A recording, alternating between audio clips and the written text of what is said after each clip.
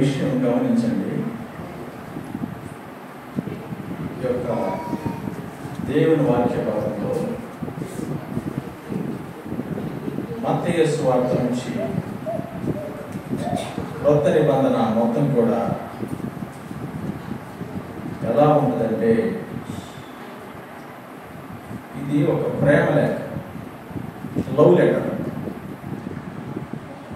ఈ యొక్క వాక్య భాగం యేసు ప్రభు వచ్చినప్పటి నుంచి, క్రొత్త నిబంధన నుంచి ప్రకటన వరకు నూతన నిబంధన సంఘం ఇవ్వబడినటువంటి వాక్యం ఏంటంటే, ఇది ఒక ప్రేమ లేఖ,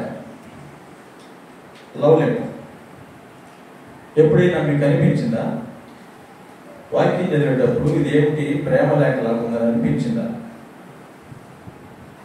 ఎప్పుడైనా దేవుడు ప్రేమ లేఖ రాసేటంటే లవ్ లెటర్ అని అనిపించిందా?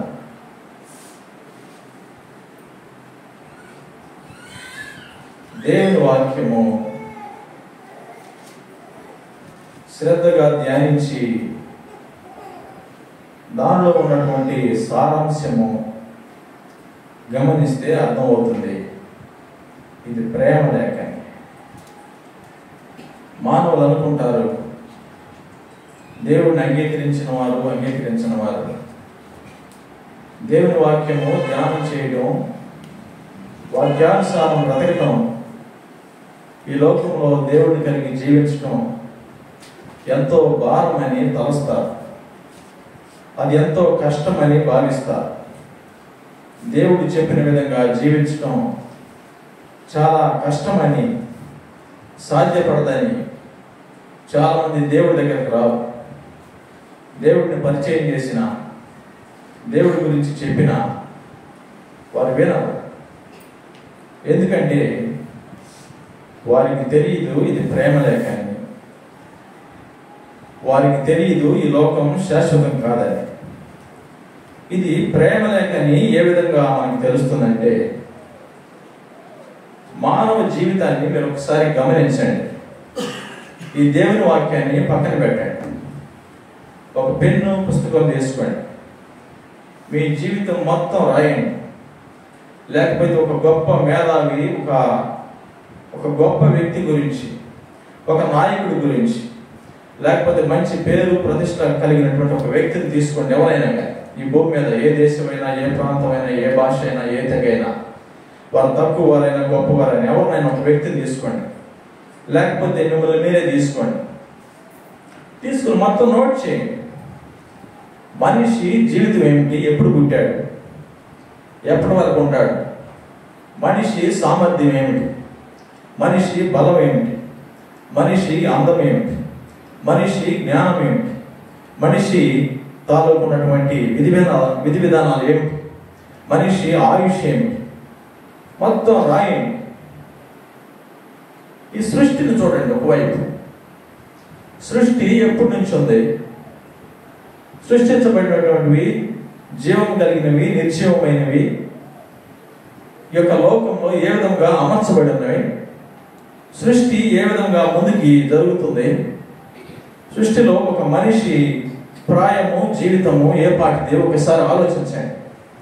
ఒకవైపు మిమ్మల్ని మీరు చిత్రీకరించండి, ఒకవైపు లోకాన్ని చూడండి.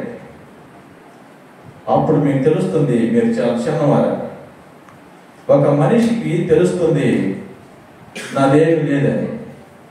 ఒక మనిషికి అర్థమవుతుంది నేను జంతువుని పోలి ఉన్నానని.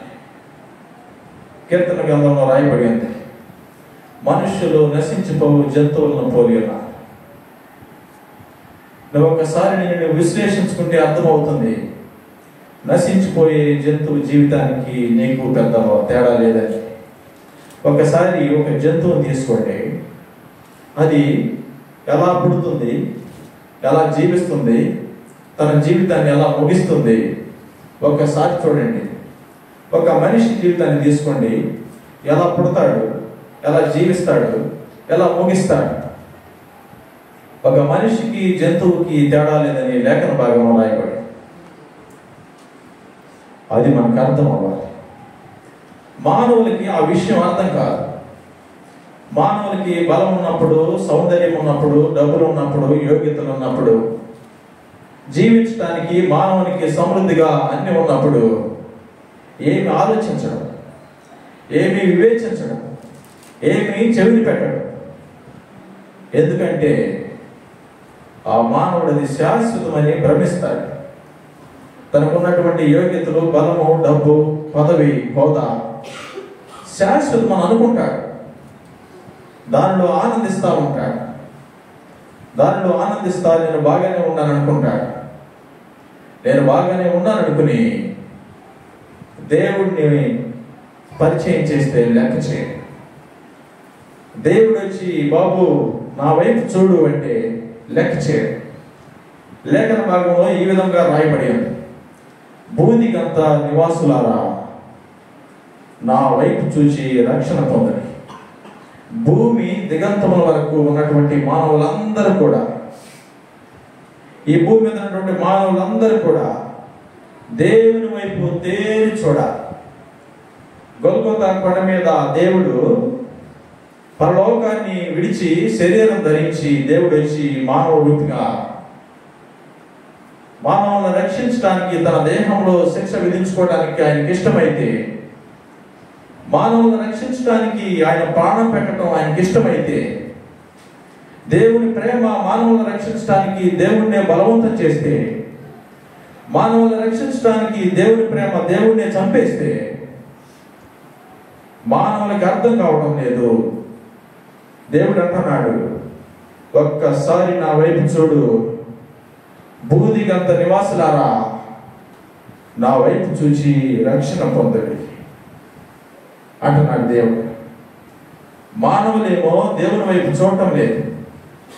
మానవులు ఈ జీవన విధాన క్రమంలో చిక్కుకుపోయారు. మానవులు డబ్బులు, పేరు, ప్రఖ్యాతులు సంపాదించడంలో ఇరుక్కుపోయారు. మానవులు సౌకర్యంగా జీవించడం కోసం చేసే ప్రయత్నాల్లో ఇరుక్కుపోయారు. మానవులు దేవుణ్ణి లెక్క చేయటం లేదు. మానవులకి దేవుడు జ్ఞాపకం రావటం లేదు. దేవుడంటే ఎవరో మానవులకి అర్థం కావటం లేదు. దేవుడు అంటున్నాడు, నా వైపు చూడు, నా వైపు చూచి రక్షణ పొందు. రక్షణ అంటే ఏది? రక్షణ రక్షణ అంటే ఏమిటండి? దేని నుంచి రక్షణ? రక్షణ అంటే నేను నీవు చూసుకున్నప్పుడు అర్థమైపోతుంది, నువ్వు ఒకనొక రోజు ఈ దేహం విడిచి వెళ్ళిపోతావు. దేవుడు చెప్తున్నాడు, నేను నువ్వు చూసుకున్నా నేను నీ విడిచిపెడతావు, నేను నువ్వు చూసుకోకపోయినా నేను నీ విడిచిపెడతావు.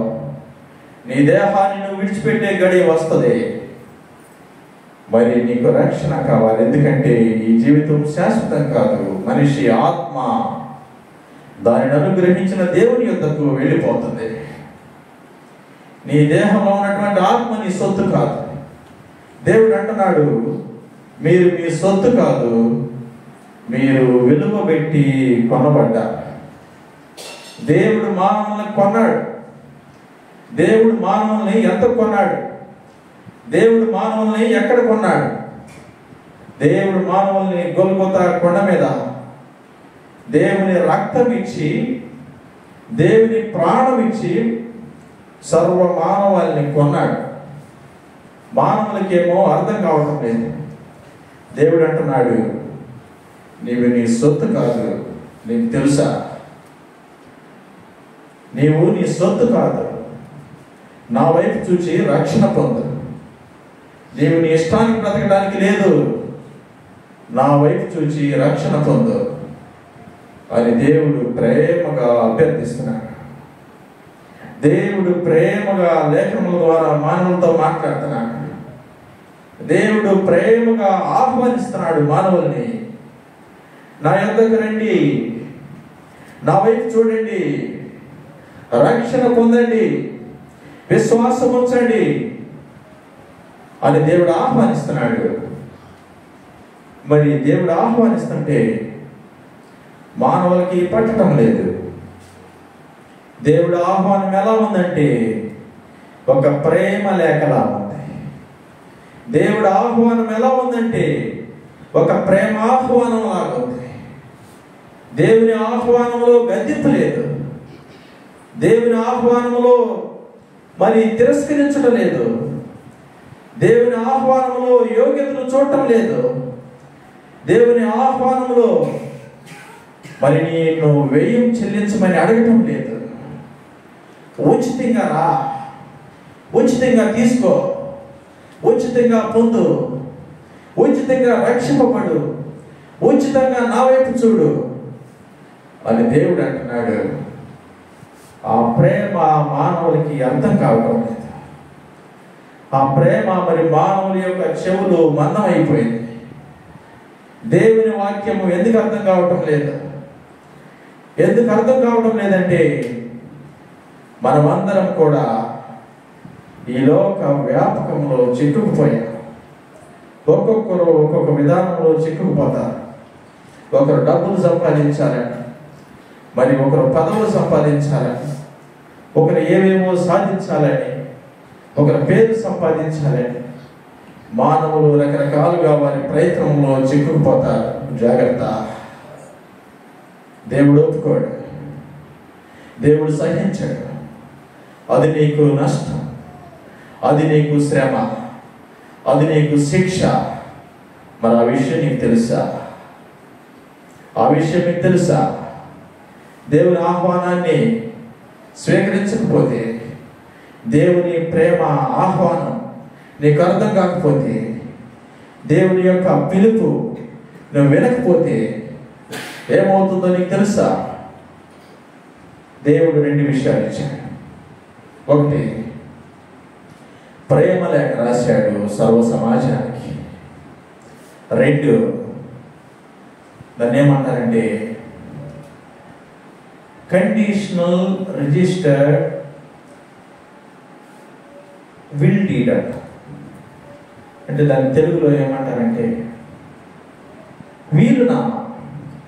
మనకు తెలుసు కదా, ఏదైనా మనకు ఆస్తి ఉంటే ఇప్పుడే పిల్లలకు రాసేస్తే, ఇప్పుడే ఎవరికైనా స్వచ్ఛంద సంస్థకు రాసేస్తే మరలా నాకెలా అని, నేను చనిపోయినాక నాకు సంబంధించినటువంటి ఆస్తి ఫలానా సంస్థకి, ఫలానా సేవా సంస్థకి, ఫలానా నా కుమారుడికి, ఫలానా నా కుమార్తెకి, ఫలానా నాకు సంబంధించిన వారికి, ఫలానా సంఘానికి, ఫలానా కంపెనీకి, ఫలానా నిమిత్తం ఆయన బ్రతికున్నప్పుడే రాసుకుంటారు. దాన్ని వీలునామా అంటారు.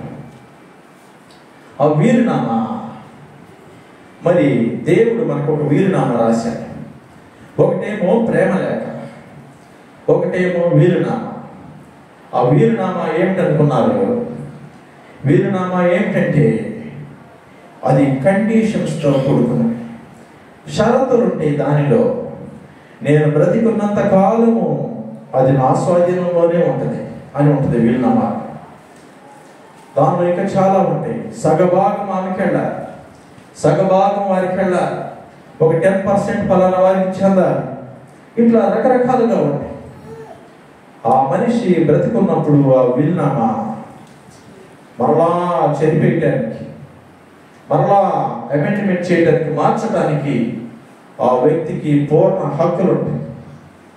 అయితే దేవుడు రాసిన వీలునామా, ఆయన మరణించాడు, తిరిగి లేచాడు, సజీవుడయ్యాడు. ఆ వీలునామా ఎప్పుడూ మారదు. ఆ వీలునామాలో ఏముందంటే తెలుసా? నువ్వు రక్షింపబడినాక కూడా స్థిరముగా దేవుడితో కొనసాగాలి, దేవుని ఆజ్ఞానుసారం బ్రతకాలి అని దేవుడు వీలునామా రాశాడు. ఒకటేమో ప్రేమ లేఖ రాశాడు. దేవుడు రాసిన ప్రేమ లేఖ ఎలా ఉందో, ఏమి రాశాడో, దేవుడు ఏమి షరతులు ఇచ్చాడో, దేవుడు రాసిన వీలునామాలు ఏమన్నాయో ఒక్కసారి మనం లేఖన భాగాల్లో నుంచి చూద్దాం. మొదటి యోహాను పత్రిక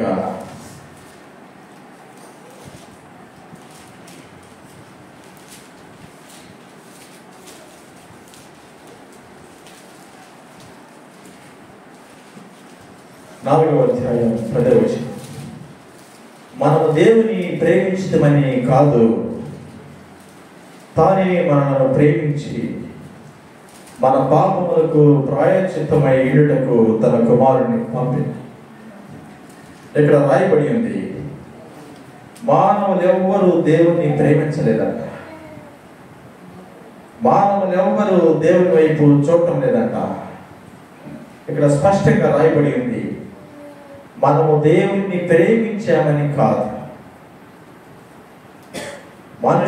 మానవులు దేవుణ్ణి ప్రేమించారని కాదు, కానీ దేవుడే మనల్ని ప్రేమించాడు. స్వర్గంలో ఉండేటువంటి దేవుడు ఈ భూమి మీద ఉండే నివసించే మానవుల్ని ప్రేమించాడట. ఈ మానవులేమో దేవుణ్ణి ప్రేమించలేదంట. ఆ దేవుడే ఈ మానవుల్ని ప్రేమించాడంట. ఈ మానవులను ప్రేమించి ఏం చేశాడంటే, మన పాపములకు ప్రాయశ్చిత్తమైనటకు తన కుమారుని పంపాడు. దేవుని కుమారుని పంపడం అంటే దేవుణ్ణే పంపడం. కుమారుడన్నా, తండ్రి అన్నా, యెహోవా అన్నా, యేసు ప్రభు అన్నా, పరిశుద్ధాత్మ అన్నా ఒక్కటే దేవుడు. దేవుడు మానవులను ప్రేమించి మానవుల పాపానికి ప్రాయశ్చిత్తం చేయడం కోసం ఆయన దేహాన్ని ధరించి స్వర్గలోకం నుంచి భూలోకానికి వచ్చాడు. ఎందుకు వచ్చాడంటే మానవుల పాపానికి ప్రాయశ్చిత్తం చేయడానికి. మానవుల పాపానికి ప్రాయశ్చిత్తం ఎందుకు చేశాడంటే మానవుల్ని ప్రేమించాడు. మానవుల్ని ఎందుకు ప్రేమించాడంటే మానవులు ప్రేమించారని కాదు, మానవుల్ని ప్రేమించడం దేవునికి ఇష్టమయ్యింది. మానవుల్ని ప్రేమించడం దేవుని ఉద్దేశమైంది. మానవుల్ని ప్రేమించడం దేవుని సంకల్పమైంది. దేవుడికి ఎవరు చెప్పాలా మానవుల్ని ప్రేమించమని? దేవుడికి ఎవరు చెప్పాలా మానవుల పాపం నిమిత్తం ప్రాయశ్చిత్తం చెల్లించమని? దేవుడిని ఎవరు ప్రేమించలేదు, దేవుడిని ఎవరు ఆహ్వానించలేదు, మానవులు ఎవరు పిలవలేదు, ప్రేమించలేదు, ప్రాయశ్చిత్తం చెల్లించమని అడగలేదు. కానీ దేవుడు ఇచ్చాడు. దేవుడు ఎలా ఉంటాడు, ఎంత ఉంటాడు, ఎక్కడ ఉంటాడు? మానవులు క్షమించడానికి దేవుడు రావాలా? దేవుడు అంటే ఏమిటి? ఆకాశం మహాకాశంలో పట్టజాలని దేవుడు. ఆకాశం ఎంత ఉంటుంది? భూమి ఆయన పాదపీఠం. భూమి ఎంత ఉంటుంది? మానవులు ఎంతటి వారు? మానవులు నశించిపోయే జంతువులు పోలి ఉన్నారు, త్రాసులో ధూళి లాంటి వారు. వారు నీటి మీద బుడగ లాంటి వారు. ఎంతలో కనబడి ఎంతలో మాయమైనటువంటి మానవ జీవితం, ఆవిరి లాంటి జీవితం మానవుడు. దేవుడేమో సర్వాంతర్యామి, జీవమై ఉన్నవాడు, మరణం లేనివాడు, సదాకాలం జీవించేవాడు, స్వర్గవాసి. ఆయనే జీవమై ఉన్నాడు, జీవానికి మూలమై ఉన్నాడు. ఆయన దేహం ధరించాడు, మానవులను రక్షించడానికి భూమి మీదకి వచ్చాడు. మానవునికి అర్థం కావటం లేదు దేవుడు ఏమిటో, దేవుని సామర్థ్యం ఏమిటో, దేవుని ఉనికి ఏమిటో, దేవుని శక్తి సామర్థ్యాలు ఏమిటో, దేవుని జ్ఞాన బలములు ఏ పాటివో మానవులకు అర్థం కావటం లేదు. అందుకని దేవుని ప్రేమ అర్థం కావటం లేదు. ఇంకొక భాగం చూడండి, రోమపత్రిక 5వ అధ్యాయం 8వ వచనంలో ఈ విధంగా రాయబడింది,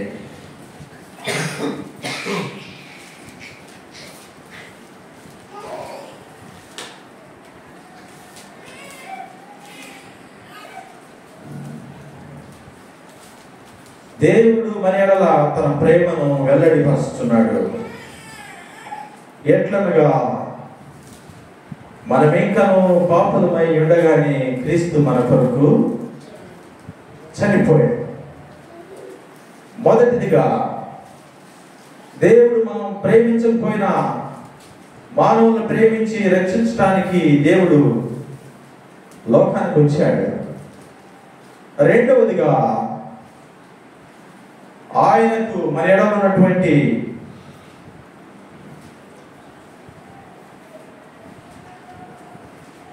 ప్రేమను తెలియజేస్తున్నాడు. దేవునికంట మానవులంటే ప్రేమ అంట, దేవునికంట మానవులంటే ఇష్టం అంట. మరి ఆ ప్రేమ ఇష్టమని మౌనంగా ఉండటం లేదు. దేవుడు ఏం చేస్తున్నాడంటే ఆ ప్రేమను తెలియజేస్తున్నాడు. దేవుని ప్రేమను మానవులకి తెలియచేస్తున్నాడు. ప్రేమతో శరీరం ధరించి లోకానికి వచ్చాడు. వచ్చి అంత మాత్రమే కాకుండా ప్రేమను తెలియచేస్తున్నాడు. ఎలా తెలియచేస్తున్నాడు? మానవులు వారి ప్రేమను తెలియచేయాలంటే కొంత ఖర్చు అవుతుంది. ఏదైనా కొనివ్వటానికో, బహుమానం ఇవ్వటానికో, సమయం ఇవ్వటమో, ఏదో చేయడానికి కొంత ఖర్చు అవుతుంది. కొంత ఖర్చు చేస్తే ప్రేమించాలని చెప్తారు. మరి సహజంగా తల్లిదండ్రులను, పిల్లలను ప్రేమించి వారికి ఆస్తి ఇస్తారు, లేకపోతే ఇల్లు ఇస్తారు, లేకపోతే పొలాలు ఇస్తారు, ఇంకేమైనా ఇస్తారు, చదువు ఇస్తారు, సౌకర్యం ఇస్తారు, ప్రేమగా చూసుకుంటారు. దేవుడు కూడా మనుషులను ప్రేమించి ఏమిచ్చాడు? అక్కడ ఏమిచ్చాడండి? ప్రాణం ఇచ్చాడు. మీరు ఎక్కడైనా చరిత్రలో చూడండి, ఏ తల్లిదండ్రులైనా, ఏ ప్రేమికులైనా వారు ప్రేమించిన వారి కోసం ప్రాణం ఇచ్చిన వారు ఎవరైనా ఉంటారా? మాటలు చెప్పేవాళ్ళు ఉంటారు. నేను ప్రాణం ఇస్తా, నీకు అవిస్తా, నీకు ఇవిస్తా అని మానవులు చెప్తారు. ప్రాణం ఇచ్చి ప్రేమించే తల్లిదండ్రులు ఎవరైనా ఉంటారా? మీకు అందరికి పిల్లలు ఉన్నారు కదా, ఎప్పుడైనా మీ ప్రాణం ఇచ్చేద్దామని ఆలోచించారా? మీ పిల్లలకి ఆలోచిస్తారా? ఎప్పుడైనా మీ పిల్లలు నా ప్రాణం ఇస్తానని మీతో అంటారా? అంటారా? మానవుని ప్రేమ ఆహారం పెట్టి ఆహారం తినేంత వరకే. మానవుని ప్రేమ సౌకర్యంగా చూచి సౌకర్యం ఇచ్చేంత వరకే. మానవుని ప్రేమలో నిజాయితీ లేదు. మానవుని ప్రేమకి ఒక పరిధులు ఉన్నాయి. మానవుని ప్రేమకు ఒక అవధులు ఉన్నాయి. దేవుని ప్రేమకు కొలతలు లేవు అని తెలుస్తుంది. దేవుని ప్రేమకు షరతులు లేవు అని తెలుస్తుంది. దేవుని ప్రేమకు మితి లేదు అని తెలుస్తుంది. దేవుడు ప్రేమించి మానవుల కోసం ఏం చేశాడంటే తన ప్రాణాన్ని ఇచ్చాడు. దేవుడు ఏం చేశాడండి? తన ప్రాణాన్ని ఇచ్చాడు. ఎవరి కోసం ఇచ్చాడు? అక్కడ రాయబడి ఉంది, మనమింకను పాపులమై ఉండగానే. ఏదైనా ఒక కుమారుడు యోగ్యుడైతే, ఏదైనా తల్లిదండ్రులకు ఉన్నటువంటి సంతానం నీతిగా మంచిగా బ్రతుకుతుంటే, వారికి ఆపద వచ్చిన అవసరమైన తల్లిదండ్రులు వారి దగ్గర లేకపోయినా ప్రయత్నం చేస్తారు ఇవ్వటానికి. ఎంతైనా ప్రయత్నం చేస్తారు. కానీ ఒక అయోగ్యుడైనటువంటి సంతానానికి, కుమారుడు కానీ కుమార్తె కానీ ఎవరైనా సహకరిస్తారా? ఏదైనా తల్లిదండ్రులకి ఒక కుమారుడు కానీ కుమార్తె కానీ మాట వినకుండా ఇష్టానికి బ్రతుకుతుంటే, ఏదైనా ఒక కంపెనీలో ఒక ఉద్యోగి కంపెనీ నిబంధనలకు విరోధంగా పనిచేయకుండా ఇష్టానికి ప్రవర్తిస్తుంటే క్షమిస్తారా? జీతం ఇస్తారా? ఒక కంపెనీలో ఉద్యోగం జాయిన్ అయ్యి కంపెనీ నియమ నిబంధనలకి అబైడ్ అవ్వకుండా ఇష్టానికి ప్రవర్తిస్తా డ్యూటీకి వెళ్లకుండా ఉంటే జీతం ఇస్తారా? ఉద్యోగంలో ఉంచుతారా? మీ ఇంట్లో మీ కుమారుడు కానీ కుమార్తె కానీ ఇష్టానికి జీవిస్తుంటే తల్లిదండ్రులు మెచ్చుతారా? భారంగా భరిస్తారు. డబ్బులు కూడా లేవంట, ఇవ్వగలిగి కూడా ఇవ్వరు. పాడు చేస్తారేమో, వ్యర్థమైపోతాయేమో, అలా అన్నా ఉండని అని భారంగా భరిస్తూ ఉంటారు. మరి వారి కోసం డబ్బులే ఇవ్వకపోతే, వారి అవసరాలే తీర్చకపోతే మానవ ప్రేమ, దేవుని ప్రేమ ఇక్కడ ఏం చేస్తుందంటే, మనం ఇంకను పాపులమై ఉండగానే దేవుడు మన కొరకు చనిపోయాడు. దేవుడు నీతిమంతుల కోసం చనిపోలేదు. దేవుడు యోగ్యుల కోసం చనిపోలేదు. దేవుడు యోగ్య ప్రవర్తన కలిగి భయభక్తులుగా జీవించే వారి కోసం చనిపోలేదు. దేవుడు యథార్థంగా బ్రతికే వారి కోసం చనిపోలేదు. దేవుడు ఎవరి కోసం చనిపోయాడంటే పాపుల కోసం చనిపోయాడు. దేవుడు ఎవరి కోసం చనిపోయాడంటే అయోగ్యులమైనటువంటి వారి కోసం చనిపోయాడు. దేవుడు ఎవరి కోసం చనిపోయాడంటే దేనికి పనికిరాని జంతువుల వలె నశించిపోయి కొద్ది కాలం జీవించి మట్టిలో కలిసిపోయే బలహీనులైనటువంటి మానవుల కోసం చనిపోయాడు. దేవుడు ఎవరి కోసం చనిపోయాడంటే ఆయన కొరడాలతో కొట్టి సిలువకు అప్పగించి ఉమ్మవేసి ముఖాన గుద్ది, నేను గుద్దింది ఎవరో ప్రవచించమనంటే నీకోసమేనా నేను చనిపోయినా. యోధా ఇస్కరియోతు వచ్చాడు, దేవుని శిష్యుడు, కౌగిలించుకున్నాడు, ముద్దు పెట్టాడు, దేవునికి తెలుసు అప్పగిస్తున్నాడని. చెలికాడ నువ్వు చేయవచ్చినది చేయి. దేవునికి తెలుసు వాడు అయోగ్యుడని, అయినా ప్రేమిస్తున్నాడు. దానిలో నిజమన్నది, దేవుని ప్రేమలో వాస్తవం అన్నది. ప్రేమ అంటే అదే. మానవులు ప్రేమించేదాన్ని ప్రేమ అనరు. ప్రేమ అంటే దేవుని సిలువ చూస్తే ప్రేమ అంటే ఏంటో అర్థం అవుతుంది. దేవుని బలియాగం చూస్తే ప్రేమ అంటే ఏంటో అర్థం అవుతుంది. దేవుడు స్వర్గాన్ని విడిచి భూలోకానికి రావడానికి చూస్తే ప్రేమ అంటే ఏంటో అర్థం అవుతుంది. అయోగ్యుల కోసం దేవుడు చనిపోయాడని ఆలోచిస్తే ప్రేమ అంటే ఏంటో అర్థమవుతుంది. మరి ఆ ప్రేమ మానవుల్ని సమీపిస్తుంది.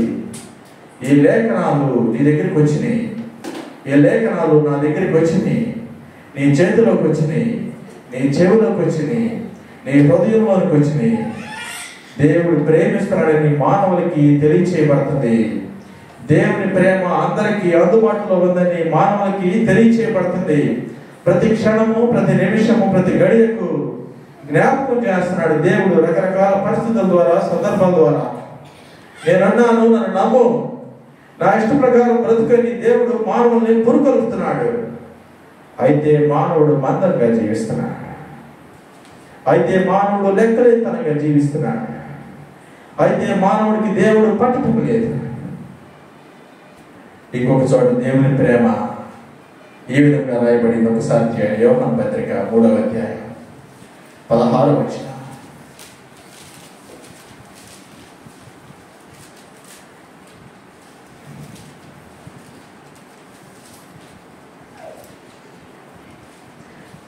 దేవుడు లోకమును ఎంతో ప్రేమించెను, కాగా ఆయన తన అద్వితీయ కుమారునిగా పుట్టిన వాని యందు విశ్వాసముంచు ప్రతి వాడును నశింపక నిత్య జీవము పొందినట్లు ఆయనను అనుగ్రహించి.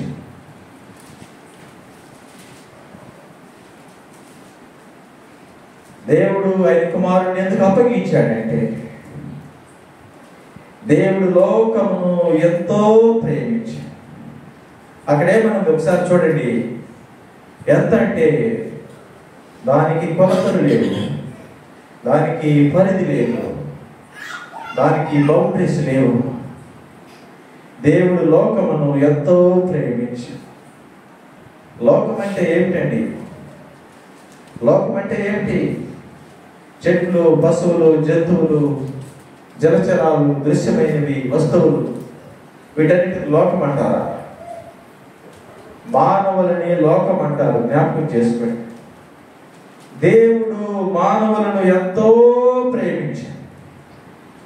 ఎంత ప్రేమించాడంటే ఎంతో ప్రేమించాడు. ఒకసారి చూడండి మీరు, అక్కడ ఏముందంటే దేవుడు లోకమును ఎంతో ప్రేమించాడు. ఎంత అంటే ఇంత చెప్పడానికి లేదు, ఎంత అంటే ఇంతే అని కొలవటానికి లేదు. పరిమిత లేనంతగా దేవుడు లోకాన్ని ప్రేమించాడు, మానవులను ప్రేమించాడు. ప్రేమించి ఏం చేశాడంటే చూడండి,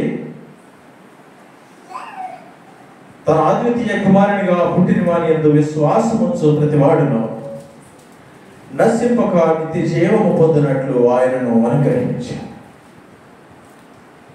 దేవుని యందు విశ్వాసముంచు ప్రతి వారిని రక్షించడానికి మరి నశింపక నిత్య జీవం పొందినట్లు ఆయన అనుగ్రహించాడు. దేవుని శరీరధారిగా భూలోకానికి ఎందుకు వచ్చాడంటే, దేవుడు మానవుల కోసం ఎందుకు చనిపోయాడంటే, దేవుడు లోకమును ఎంతో ప్రేమించాను ఎందుకంటే ఆయన యందు విశ్వాసం ఉంచితే నీకు నిత్య జీవం ఇవ్వడానికి. దీనిలో ప్రేమ కనిపించడం లేదా? ఇది ప్రేమ వాక్యంలాగా అనిపించడం లేదా? నీ కోసం దేవుడు ఎంత తగ్గించుకున్నాడు. నీకంటే తక్కువ వాడు ఎవడైనా నీ ఇంటికి వస్తే నేను ఒక కుర్చీ వేయవే. నీకంటే తక్కువ ఉద్యోగస్తుడు నీ దగ్గరికి వస్తేనే నీ ముందు కూర్చొనివే. నీకంటే డబ్బులు తక్కువైన వారు నీ ఎదుటికి వస్తే నువ్వు చులకనగా చూస్తావే. ఆఫ్టర్ ఆల్ ఒక జంతువు లాంటి మనిషికే ఇంత పొగరుంటే, కొద్ది కాలం జీవించి చనిపోయే మనిషికే ఇంత అహం ఉంటే, నీ హృదయం అంతా ఇంత గర్వంతో నిండిపోయి ఇష్టానికి ప్రవర్తిస్తుంటే, మరి దేవుడికి ఎంత పొగరు ఉండాలి, దేవుడికి ఎంత అహం ఉండాలి. నిన్ను పుట్టించనే, నిన్ను పోషిస్తనే, నీ జీవితానికి కారణమైనే, సర్వ సృష్టికి కారణమైనే, ఒక్క మాట చేత దృశ్యమైన వాటిని అదృశ్యమైన వాటిని కలుగు చేసినే, ఆయన మహత్తు గల మాట చేత సమస్తమును నిర్వహిస్తున్నాడే. మరి ఆయనకి ఎంత గర్వం ఉండాలి, మరి ఆయనకి ఎంత పొగరు ఉండాలి. ఆయన స్థానం ఎంత, ఆయన స్థాయి ఎంత, ఆయన సామర్థ్యం ఎంత, ఆయన జ్ఞానం ఎంత, ఆయన బలం ఎంత ఎప్పుడైనా ఆలోచించారా? అంత శక్తి సామర్థ్యం కలిగిన దేవుడు మానవునిగా పుడతాం ఏమిటండి? దేవుడంటే స్వర్గవాసి దీని శరీరం ధరించి లోకానికి రావడం ఏమిటండి? ఒక మనిషిలాగా కనిపించడం ఏమిటండి? ఒక మనిషిలాగా బోధించడం ఏమిటండి? మానవులు చేసే పాప దోష అతిక్రమణకు ప్రతిగా తీర్పు తీర్చకుండా దీర్ఘశాంతం వహించడం ఏమిటండి? మన ఇంట్లో ఎవరైనా కాని పని జరిగిస్తేనే 1-2 సార్లు చూసి 3వ సారి బద్దలిస్తారు, తిడతారు. నువ్వు చనిపోతే బాగుంటుందని కూడా అంటారు. నువ్వు ప్రేమించే నీ పిల్లలే నువ్వు అలా అంటే, నువ్వు ఆఫ్టర్ ఒక చీమ లాంటి అంతకంటే తక్కువ వాడు అయి ఉండొచ్చు. సృష్టిలో నీ ఆయుష్ ఎంత, ఈ సృష్టిలో నీ యొక్క స్థానం ఎంత, భూమి పరిమాణం ఎంత, పరిమాణంలో నీ ఇల్లు ఎంత, నీ ఇంట్లో నీవెంత, లోకంలో జనం ఎంత, జనంలో నీవెంత గమనించారా? ఆఫ్టర్ ఒక మనిషి అంటే ఏదో కాదు. ఒక మనిషి అంటే నువ్వు అనుకున్నంత కాదు. ఒక మనిషి అంటే నీ ఊహకి ఊహించుకున్నంత కాదు. ఒక మనిషి నీవంటే నీ సామర్థ్యం పెద్ద గొప్పే కాదు. నీకు ఏదైనా ఉండొచ్చు. నువ్వు పెద్ద నాయకుడివి, డబ్బులు, హోదా, పదవి ఏదైనా ఉండొచ్చు. నువ్వు ఆఫ్టర్ ఒక జీవి వ్యక్తి. నువ్వు కొద్ది కాలం జీవించి ముగించుకుని వెళ్ళిపోతావు అంతే. మానవులు ఏం చేస్తారండి గమనించండి. ఒక మనిషి ఎప్పటి వాడు. దేవుడు మానవుడిని ప్రేమించడానికి మనిషి సామర్థ్యం ఎంత, మనిషి ఉనికి ఎంత. దేవుడు ఏం చేశాడండి? 3వదిగా లోకమును ఎంతో ప్రేమించి తన అద్వితీయ కుమారునిగా పుట్టిన వాని ఎంతో విశ్వాసముంచు ప్రతివాడు నశింపక నిత్య జీవము ఏమన్నదట పొందునట్లు ఆయన అనుగ్రహించి. దేవుడు లోకానికి ఎందుకు వచ్చాడంటే నిన్ను రక్షించడానికి. నిన్నంటే అందరిని కాదు. అక్కడ రాసి ఉంది కండిషనల్ యాక్సెప్టెన్స్, షరతులతో కూడినటువంటి అంగీకారం. షరతు ఏమిటంటే విశ్వాసం ఉంచాలి. ఏమని విశ్వాసం ఉంచాలి? ఏమని విశ్వాసం ఉంచాలండి మనిషి? దేవుడు మానవుల్ని ఎంతో ప్రేమించాడు. దేవుడు మానవుల ఎడల తనకున్న ప్రేమను వెల్లడి చేయడానికి తన ప్రాణం ఇచ్చాడు. దేవుడు మానవులు దేవుడిని ప్రేమించారని కాదు, కానీ దేవుడే మానవుల్ని ప్రేమించి ఈ లోకానికి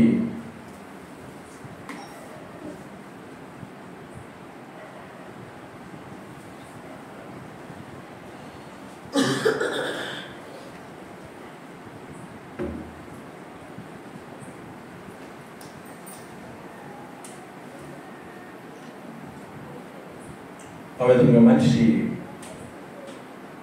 విశ్వాసం ఉంచి ప్రతివాడు నశింపక నిత్య జీవం పొందినట్లు దేవుడు ఆయనను అనుగ్రహించాడు. దీనిలో ప్రేమ, ఆహ్వానం కనిపించడం లేదా? దేవుడు మనం ప్రేమించామని కాదు, దేవుడే మనల్ని ప్రేమించాడు. 1. 2, ఆయన ప్రేమించి మనుషులాగా మాటలతో కాదు, తన ప్రాణం ఇచ్చి ప్రేమించాడు. నా ప్రేమ ఎలా ఉంటుంది చూడండి. ఆయన మానవులను ప్రేమించి ఆయన ప్రేమ వెల్లడి చేస్తున్నాడు. ఎట్లనగా దేవుని ప్రేమ ఎట్లా తెలియజేస్తున్నాడంటే, ఎట్లనగా మనమింకను పాపులమై ఉండగానే క్రీస్తు మన కొరకు చనిపోయాడు. 3వదిగా ఏమి చూసామంటే, దేవుడు లోకమును ఎంతో ప్రేమించాను కాగా తన అద్వితీయ కుమారుడుగా పుట్టిన వారిని విశ్వాసం ఉంచు ప్రతి వాడు నశింపగా నిత్య జీవం పొందినట్లు ఆయనను మనకు అనుగ్రహించాడు. దేవుడి లోకానికి ఎందుకు వచ్చాడో తెలుసా?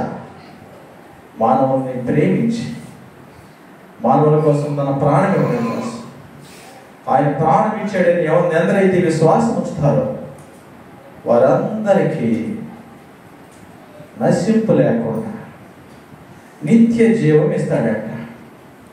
నిత్య జీవం అంటే ఏమిటంటే తెలుసా? నిత్య జీవం అంటే ఏమిటి? నిత్య జీవము అంటే ఏమిటి? ఎప్పుడైనా ఆలోచించారా? దేవుడు అంట ఇవన్నీ చేస్తే, విశ్వాసం ఉంచితే నిత్య జీవం ఇస్తాడట.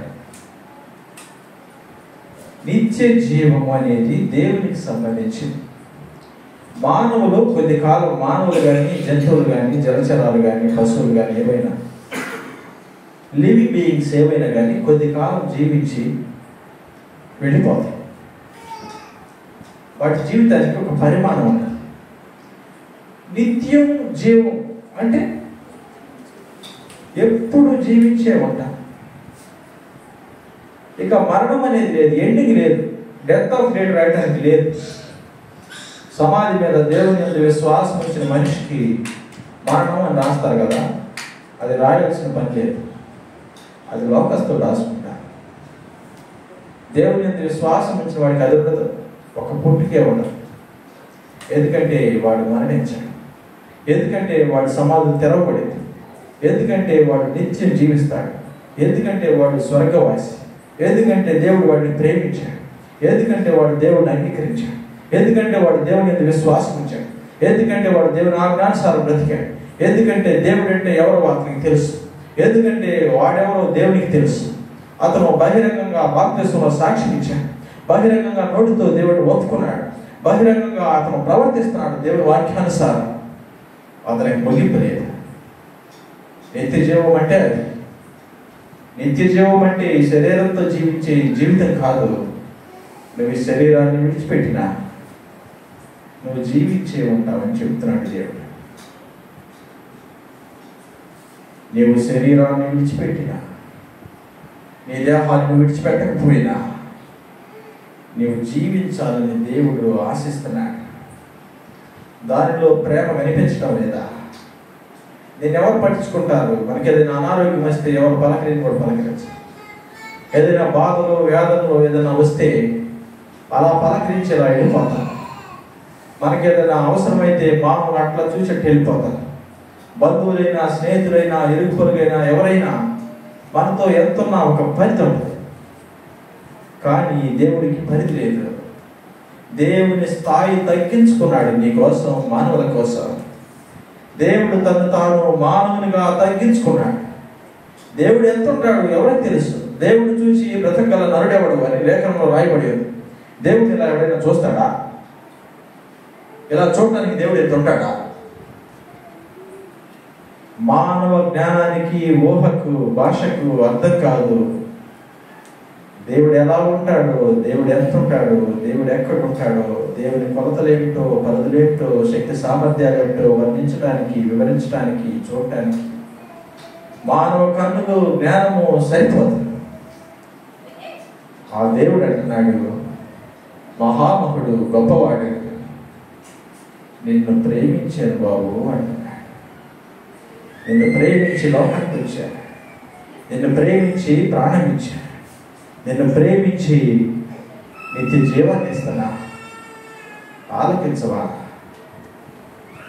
నేను ఈ లోకానికి వచ్చిన విషయాన్ని గ్రహించవా? ఈ యొక్క ప్రేమ లేఖని ధ్యానించవా? మరి నన్ను అంగీకరించవా అని అంటున్నాడు దేవుడు. మానవులు ఏం చేయాలి? మానవులు ఏం చేయాలండి? ఇక్కడ రాయబడింది చూడండి. అపోస్తలుల కార్యం 16వ అధ్యాయం 31వ వచనం. ఆయన యందు విశ్వాసం ఉంచు వారు రక్షింపబడు అని రాయబడింది. యోహాను సువార్త 1వ అధ్యాయం 12వ వచనంలో ఈ విధంగా రాయబడింది. ఆయన నామమందు విశ్వాసం ఉంచు వారికి దేవుని కుమారులకు ఆయన అధికారం అనుగ్రహించి, విశ్వాసం ఉంచితే రక్షింపబడతాం. ఆయన యందు విశ్వాసం ఉంచితే దేవుని కుమారుడు అంటాడంట. దేవుడు నీకు అధికారం ఇస్తాడు. దేవుని కుమారుడుగా కుమార్తెలుగా ఉండటానికి దేవుడు అవకాశం ఇస్తున్నాడు. నువ్వేమిస్తే? కానుకలు ఇస్తేనా? బహుమానం ఇస్తేనా? నీ డబ్బులు ఇస్తేనా? నీవేమిస్తే? నీ సమయం ఇస్తేనా? ఏమిచ్చినా అది దేవునికి తక్కువైందని కాదు. సృష్టింపబడినవన్నీ దేవుడి ద్వారా కలిగినయే. నీ ప్రాణం ఇచ్చిన దేవుడు రుణం తీర్చుకోలేదు. దేవుడు అంటున్నాడు, విశ్వాసం ఉంచు. నీ హృదయంలో నా యందు విశ్వాసం ఉంచిన నమ్ము, నీకు కుమారత్వాన్ని ఇస్తా. ఎవరా నరసింహరావు అంటే నజరేయుడైనటువంటి యేసుక్రీస్తు ప్రభు కుమారుడు అని అంటారు. పలానా వ్యక్తి కుమారుడు అని అంటారు. ఎవరన్నా అంటే నజరేయుడైనటువంటి యేసుక్రీస్తు ప్రభు వారి కుమార్తె అని అంటారు. ఇక్కడ రాయబడి ఉంది. కుమారత్వం అంటే సన్ ఆఫ్ ఉంటుంది కదా. మీ నాన్నగారి పేరు తీసేసి దేవుడి పేరు రాస్తాడు. అక్కడ దేవుడు ఎప్పుడు సదాకాలం జీవించేవాడు. తండ్రికి ఏదైనా ఉంటే కుమారుడికి ఇవ్వకుండా ఉంటాడు. తండ్రివన్నీ కుమారుడివి కావా? మీరు ఆలోచించండి. మీకు కలిగినవన్నీ మీ పిల్లలవి కావా? మరి దేవుడు నా కొడుకు నా కూతురు అంటే దేవుని అన్ని మీవి కాదా? నిత్యము జీవించేది యేసు ప్రభు అయితే ఆ నిత్య జీవాన్ని దేవుడు ఇస్తానంటే నీకు మారుతాడా? దేవుడు మాట తప్పుతాడా? దేవుడు చెప్తున్నాడు, దేవుని ప్రేమను ప్రేమగా తీసుకుని దేవుడిని అంగీకరిస్తే చాలు. యేసు ప్రభువు దేవుడై ఉండి శరీరం ధరించి లోకానికి వచ్చాడు. దానిలో ప్రేమ ఉంది. యేసు ప్రభువు నన్ను ప్రేమించి నేను పాపిగా ఉన్నప్పుడే నా కోసం చనిపోయాడు. దానిలో ప్రేమ ఉంది. యేసు ప్రభువు లోకమును ఎంతో ప్రేమించి తన ప్రాణమునిచ్చి విశ్వాసం ఉంచి వారికి నిత్య జీవాన్ని ఇస్తున్నాడు. దానిలో ప్రేమ ఉంది. ఈ మాటలో ఏ స్వార్థము లేదు. నువ్వు విశ్వాసం ఉంచడంలో దేవుడికి ఒరిగేదేమి లేదు. నువ్వు దేవుడిని నమ్ముకుని విశ్వాసం ఉంచి దేవుడికి నీ మనసిస్తే దేవుడికి వచ్చేదేమి లేదు. దేవుడు నిన్ను ప్రేమించి దేవుని రాజ్యాన్ని నీకు ఇవ్వటమే కానీ నీవు దేవుడికి ఏమిస్తావు? 3 సందర్భాల్లో దేవుడు ఏమైనా తీసుకురామని అడిగాడా? 3 సందర్భాల్లో దేవుడిని ప్రేమించి దేవుడి ప్రాణాన్ని ఇచ్చాడు కానీ మానవులు ఏమైనా ఆశిస్తున్నాడా? ఏం ఆశించటల్లా. ఉచితంగా బహుమానం ఇస్తారంటే, ఉచితంగా మరణం లేకుండా సదాకాలం జీవింపజేస్తానంటే, ఉచితంగా స్వర్గంలో ప్రవేశమిస్తానంటే, ఉచితంగా దేవుని సింహాసనంలో భాగం ఇస్తానంటే, ఉచితంగా ఆకలి దెప్పులు లేని రాజ్యంలో స్వాస్థ్యం ఇస్తానంటే, ఉచితంగా దేవుని నివాసంలో పరలోక రాజ్యంలో ఇల్లు కట్టిస్తానంటే దానిలో ప్రేమ కనిపించడం లేదా? ఇది ప్రేమ లేక అనిపించడం లేదా? ఒక్కసారి గమనించండి. ఒక మనిషి విశ్వాసం ఉంచితే, ఒక మనిషి రక్షణ పొందితే, ఒక మనిషి దేవుడిని సమీపిస్తే, ఒక మనిషి దేవుడి దగ్గరకు వస్తే దేవుడికి నువ్వు ఇచ్చేదేమీ లేదు. నీ వల్ల దేవుడికి వచ్చేదేమీ లేదు. నువ్వు రాకపోతే నీకే నష్టం. కానీ దేవుని ప్రేమను పొందుతాడు. కానీ మనిషి దేవుని స్వాస్థ్యాన్ని పొందుతాడు. ఉచితంగా దేవుని రాజ్యాన్ని పొందుతాడు. దేవుని పేరు నీ పేరు పక్కన వచ్చింది. ఫలానా నజరేయుడైనటువంటి యేసుక్రీస్తు ప్రభు వారి కుమారుడు అని రాస్తాడు నీ పేరు ప్రక్కన. ఎవరు రాస్తారండి? ఒక దేశ ప్రధాని అడుగు, నువ్వు దేశాన్ని ప్రేమించి పరిపాలన చేస్తున్నావు కదా, నన్ను కొంచెం దత్తత తీసుకో, పలానా నా పేరు వెంబటే నీ పేరు రాయి తండ్రిగా అంటే ఒప్పుకుంటాడు. ఆ దేశ ప్రధాని అడగండి, మోడీ గారు. ఎవరైనా వెళ్ళి మీరు దేశాన్ని ప్రేమించి మరి పార్లమెంట్లో ప్రమాణం చేసి ఏ పక్షపాతం లేకుండా మానవులందరినీ ఏ భేదాభిప్రాయం లేకుండా పరిపాలిస్తాను, సంరక్షిస్తాను, పోషిస్తాను, వారి అవసరతలు తీరుస్తారని ప్రమాణం చేశారు కదా దేశ ప్రధానులు, న్యాయాధిపతులు.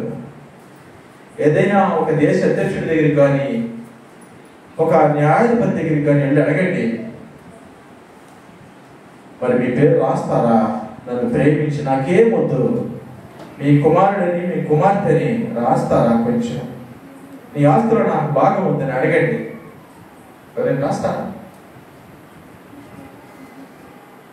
మానవుడు ప్రేమించలేదు, ఒక్కసారి గమనించి.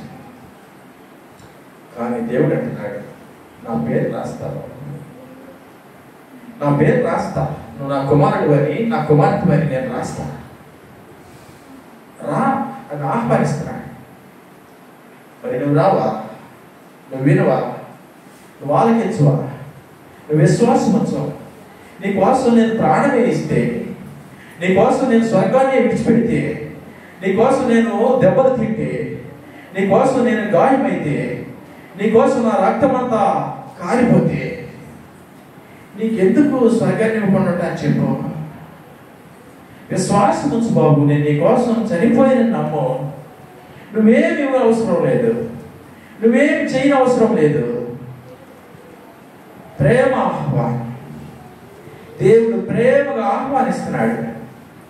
నీకు లెక్కలేదా? నీకు భయం లేదా?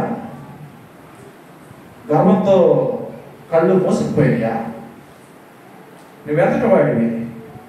అందుకే ముందుగా నేను చెప్పా, నీ శక్తి సామర్థ్యాలన్నీ ఒక పేపర్ మీద రాసుకో. దేవుని లక్షణాలు కూడా ఒక పేపర్ మీద రాయి. అంత గొప్ప దేవుడు ఎంత నీచుడైనటువంటి మానవుడి కోసం పుట్టాలా? ఎంత నీచుడైన మానవుడిని ప్రేమించాలా? ఎంత నీచుడైన మానవుడిని సంపాదించడం కోసం ప్రాణం ఇవ్వాలా? ఎంత నీచుడైన మానవుడిని సంపాదించడం కోసం స్వర్గం విడిచి భూలోకానికి రావాలా? ఇది ప్రేమ అనిపించడం లేదా? ప్రేమ అంటే ఇది కాదా? దీనికి మించింది ఏమైనా ఉందా? ప్రేమ అంటే నేను ఇవ్వటం. ప్రాణం కంటే ఇంకేమి ఇవ్వగలండి? ఒక వ్యక్తి తన ప్రాణాన్ని ఇచ్చేస్తే ఇంకివ్వటానికి ఏమి మిగలదు? తన దేహాన్ని ఇచ్చేశాడు, తన రక్తాన్ని ఇచ్చేశాడు, తన ఆహాన్ని ఇచ్చేశాడు, తన సింహాసనాన్ని వదులుకున్నాడు, తన స్థాయిని ఇచ్చేశాడు. ఒక్క మాటతోని సర్వ సృష్టిని కలుగు చేసిన దేవుడు. ఆదికాండంలో చూడండి, 6 దినాలు దేవుడు సృష్టిని ఎలా కలుగు చేశాడు? ఎలా కలుగు చేశాడండి? తన మహత్తు గల మాట వెలువడుట తోడని సమస్తమును వెలుగు కలుగునుగాక అంటే వెలుగైంది. మరి జంతువులు కలుగునుగాక అంటే జంతువులైంది. చెట్లు కలుగునుగాక అంటే కలిగి. ఆరిన నేల ఏర్పడునుగాక అంటే సముద్రము, నదులు, కొండలు ఏర్పడి. మీరు ఒక్కసారి ఒక పెద్ద కొండ ఎక్కి చూడండి, పైకి ఎక్కి చూడండి, శిఖరానికి ఎక్కి కిందకి చూడండి ఎలా ఉంటుంది. లేకపోతే ఒక 40 అంతస్తులు బిల్డింగ్ ఎక్కి కిందకి చూడండి ఎలా ఉంటుంది. మీకు దేవుడు శక్తి సామర్థ్యం తెలియాలంటే ఒక చిన్న బోట్లో సముద్రంలోకి వెళ్ళండి, ఒక 10 కిలోమీటర్ల లోపలికి. ఏమి కనిపించదు, దరి కనిపించదు. అక్కడ చూడండి పైకి ఆకాశంలోకి, ఎటు చూసినా ఏం కనపడదు, నీళ్ళే కనిపిస్తూ ఉంటాయి. ఆకాశం నీరు ఒకటైపోయినటువంటిది. దేవుడు ఎప్పుడైనా మనిషికి అర్థం అవుతాడు. ఒక ఎత్తైన పర్వతం మీదకి ఎక్కి చూడండి, పైకి ఇంకా ఆకాశం కనిపిస్తూ ఉంటుంది, భూమి కిందకి చూస్తే కళ్ళు తిరుగుతూ ఉంటాయి. అప్పుడైనా దేవుడు గుర్తుకొస్తాడు. పెద్ద లోయలోకి వెళ్ళి చూడండి, దేవుడు గుర్తుకొస్తాడు. పైకి చూస్తే ఏ శక్తి సామర్థ్యాలు అనుకున్నంత కాదు. దేవుని ప్రేమను మనిషి త్రోసివేస్తే, దేవుని శిలువ బలియాగము, దేవుని విధి విధానాలు, ఆజ్ఞలు, కట్టడలు, విధులు త్రోసివేస్తే నువ్వేమైపోతావంటే నిన్నొక రోజు యథావిధిగా తీసుకెళ్ళిపోతావు. యథావిధిగా నువ్వు మట్టికి మొన్నైపోతావు, నిత్య శిక్షకి పాత్రుడైపోతాడు. అలా వద్దు బాబు ఆగు అన్నాడు దేవుడు. నిన్ను బలవంతం చేస్తున్నాడు, మనిషిని బలవంతం చేస్తున్నాడు, పెద్ద కేక వేస్తున్నాడు. దేవుడు లోకమును ఎంతో ప్రేమించెను అని చెప్తున్నాడు. దేవుడు తన ప్రేమను వెల్లడి చేస్తున్నాడు. మానవులు ప్రేమించపోయినా దేవుడు మానవులను ప్రేమించి లోకానికి వచ్చాడు అని దేవుడు చెప్తాడు. ఇది ప్రేమ ఆహ్వానము. మానవునికి ఇది ఒక ప్రేమ లేక ఇది ఒక లవ్ లెటర్ అన్నమాట. దీన్ని విస్మరిస్తావా? దీన్ని త్రోసివేస్తావా? దీన్ని అంగీకరించవా? నీకు నష్టమయ్యేది ఏమి లేదు. నీ డబ్బులు దేవుడే అడగడం, నీకున్నవేమి దేవుడు అడగడం, నువ్వెవరికి ఏమి ఇవ్వాల్సిన పని లేదు. దేవుడు అడిగేది ఏంటంటే నీ మనస్సు నాకు అంటాడు. దేవుడికి ఒక మనిషి ఇచ్చేటువంటి మనసులో ఉంచేటువంటి విశ్వాసం ఆ మనిషికి దేవుడికి తెలుస్తుంది. దేవుడు అంటున్నాడు విశ్వాసం ఉంచు. ఏమనంటే దేవుడే శరీరం ధరించి వచ్చాడు, దేవుడే నన్ను క్షమించడానికి చనిపోయాడు, ఆ దేవుడే తిరిగి లేచాడు అని విశ్వాసం వచ్చు. అప్పుడు నువ్వు రక్షింపబడతావు అని దేవుడు చెప్తున్నాడు. ఇంకొకటి, మరి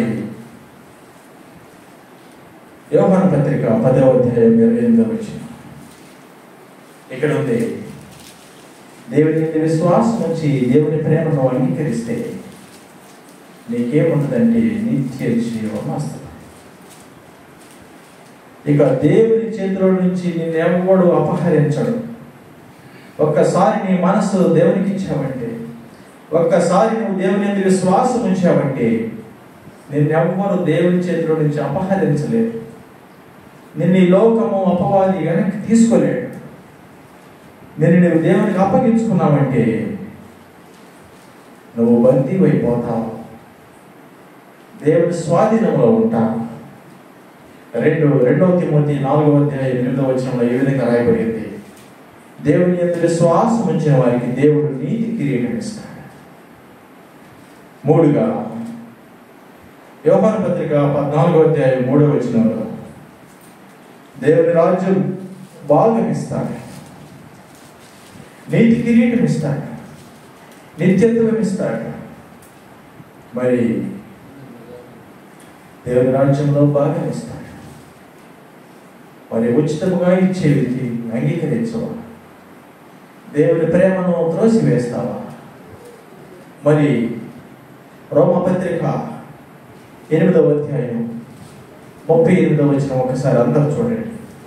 రోమపత్రిక 8వ అధ్యాయం 38వ వచనం, 38, 39 కలిసి ఉంది, చదువు.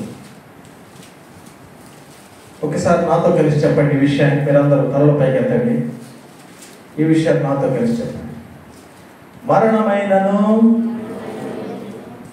జీవమైనను దేవదూతలైనను ప్రధానులైనను ఉన్నవి అయినను రాబోవునవి అయినను అధికారులైనను ఎత్తైనను లోతైనను సృష్టింపబడిన మరి ఏదైనను మన ప్రభువైన యేసు క్రీస్తునందలి దేవుని ప్రేమ నుండి మనలను ఎడబాప నేరవని రూఢిగా నమ్ముచున్నా. నువ్వు విశ్వాసం ఇచ్చావంటే అది కంటికి కనిపించేదైనా కంటికి కనిపించదు, అది ఎత్తైనా అది లోతైనా, అది ఇప్పుడు ఉన్నదైనా రాబోదైనా, అది ప్రభుత్వాలైనా అధికారాలైనా, మరణమైన జీవమైన, నువ్వు చనిపోయినా కానీ దేవుని నుంచి నిన్ను ఎవ్వరు వేరు చేయలేరు. దేవుడు నీ పేరు పక్కన దేవుని కుమార్తె అని రాస్తే దాన్ని ఎవరు చుడిపివేయలేరు. దేవుని సంతానముగా చేయబడితే నీ సమాధి ఒక రోజు దేవుడి పిలుపు విని బద్దలైపోతే నేను అడ్డపెట్టడానికి సృష్టిలో ఏది ఉండదు. సృష్టి మిగులు సిగ్గుతో విభ్రాంతి నొందింది. ఈ యొక్క అపవాది సిగ్గుతో తలదించుకుంటుంది. ఈ లోకము నిన్ను చూసిన నవ్వినటువంటి సమాజము సిగ్గుపాలైపోతుంది. దేవుడి నుంచి నిన్ను ఎడబాపునది ఏది లేదు. మరి దేవుని ప్రేమ ఆహ్వానం మరి అంగీకరిస్తారా? ఈ దేవుని ప్రేమ ఆహ్వానం నీ కోసమే, అది నా కోసమే, మనందరి కోసం. ఏ మినహాయింపు లేదు, ఎవరికి మినహాయింపు లేదు. ఇది ప్రేమ ఆహ్వానం మనుషులందరికీ ఇవ్వబడింది. ఒక్కసారి నీ హృదయంలో యేసు ప్రభువుని చేర్చుకోవాలి. ఒక్కసారి దేవుడు స్వర్గం నుంచి భూలోకానికి వచ్చి నిన్ను రక్షించడానికి ప్రాణం ఇచ్చాడని నమ్ము. నోటితో ఒప్పుకో, బాప్తిస్మంలో సాక్ష్యం ఇవ్వు, దేవుని ఇష్టానుసారంగా నూతన జీవం జీవించడానికి ప్రారంభించు. దేవుడు నిన్ను రక్షణతో అలంకరిస్తాడు. దేవుడు నిన్ను సంఘంలో చేరుస్తాడు. మరి దేవుడిని అంగీకరించకపోతే ఏమవుతుంది? ఒకసారి చూడండి, ఒక్కసారి చూడండి. ప్రకటన గ్రంథం 20వ అధ్యాయం 15వ వచనం ఏమన్నదండి అక్కడ?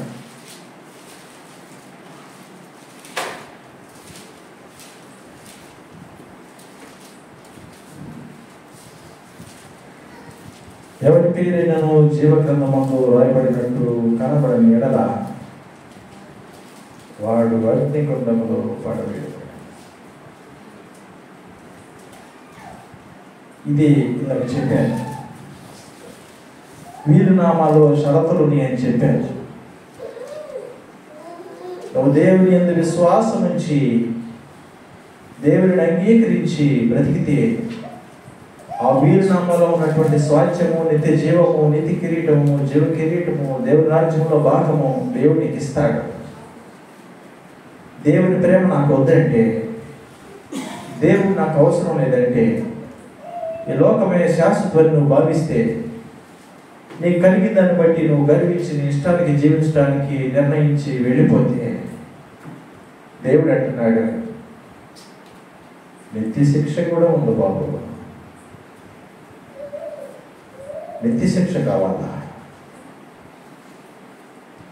నిత్య శిక్ష గురించి దేవుడు ఎక్కువసార్లు ప్రస్తావించాడు.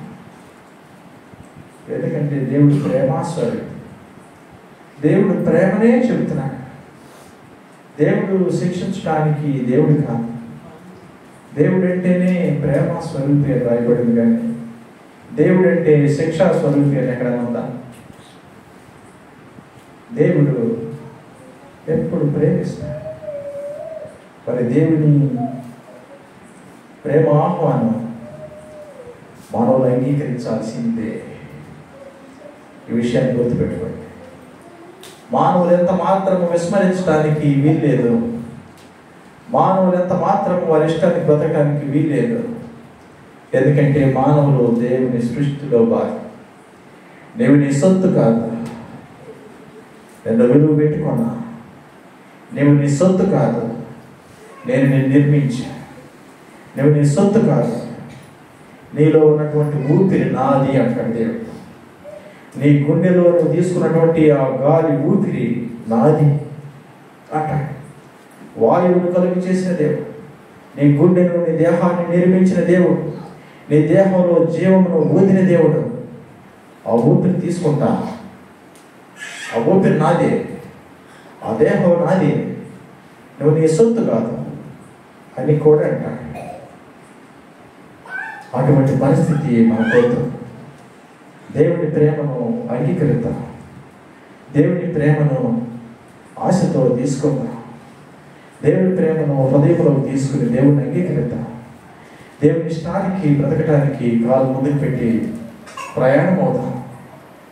దేవుడు మనకి విశ్వాసం ఇచ్చి, నిరీక్షణ ఇచ్చి, దేవుడు మనలో ఉండి మనం దేవుడిలో ఫలించడానికి సహాయం చేసి, దేవుడు వచ్చినంత వరకు మనల్ని సజీవులుగా ఉంచి సర్వ సమృద్ధిని గ్రహించి, ఈ లోకంలో మనం ఎప్పుడు కూడా జారిపోకుండా, దేవుడి నుంచి వెడలిపోకుండా, దేవుడితో బలంగా అంతకట్టుపడి వేరే తల్లి బ్రతకడానికి దేవుడు మనకు అటువంటి కృపనిచ్చి, అటువంటి భాగ్యం మనం గ్రహించి, మనందరినీ దీవించి ఆశీర్వదించి, అనేకులకు దేవుడు తెలియని వారికి, దేవుడు తెలిసి కూడా తెలియనట్టు జీవించే వారికి, దేవుడు అంటే లెక్క లేకుండా వారి ఇష్టానికి బ్రతికే వారికి కూడా దేవుడు అవకాశం ఇచ్చి, రక్షణ మారు మనస్సు ఇచ్చి, సంఘంలో వారు కూడా చేర్చబడి మన వలె వారికి కూడా బహుమానం పొందాలని